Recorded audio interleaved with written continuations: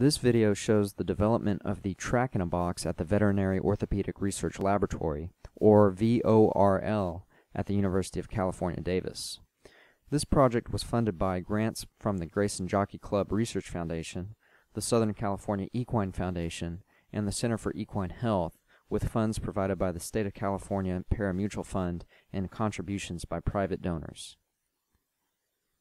The track-in-a-box was developed to enable laboratory testing of thoroughbred racehorse racetrack surfaces. The box was built to match the base layer of a synthetic surface racetrack, which has a specially designed drainage system. A large box with inner dimensions of 42 by 42 by 30 inches and most components of the synthetic surface base were donated to the lab by Keeneland Racecourse and Martin Collins Surfaces and Footings, makers of Polytrack. The base components included various types of crushed rock, tar, a drainage pipe, and a geotextile membrane. A small drainage pipe, filter, and tarp were installed at the bottom of the box so water added to the box would eventually drain out. A local clayey soil was compacted for the dirt foundation using a combination of impact, rolling, and brute force. A wooden boundary, which was later removed, was used to help install the drainage channel and pipe. More rock was added, then the geotextile membrane, which prevents dirt and particulates from migrating into the drainage system, was spread out.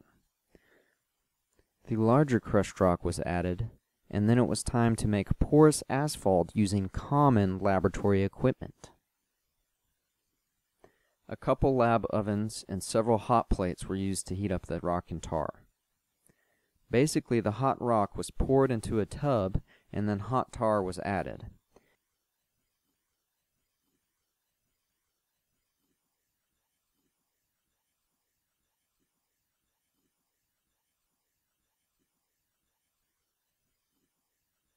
It was mixed while on top of a hot plate,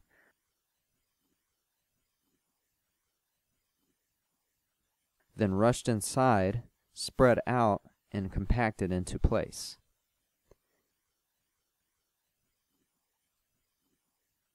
This procedure was repeated for several batches until the correct depth was achieved. Note the lack of smaller rocks in the asphalt make it porous. To simulate racetrack conditions, synthetic surface was compacted between the cracks of the asphalt.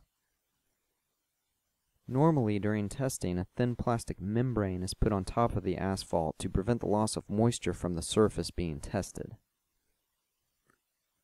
The completed track-in-a-box has the same layers that are used at a synthetic racetrack.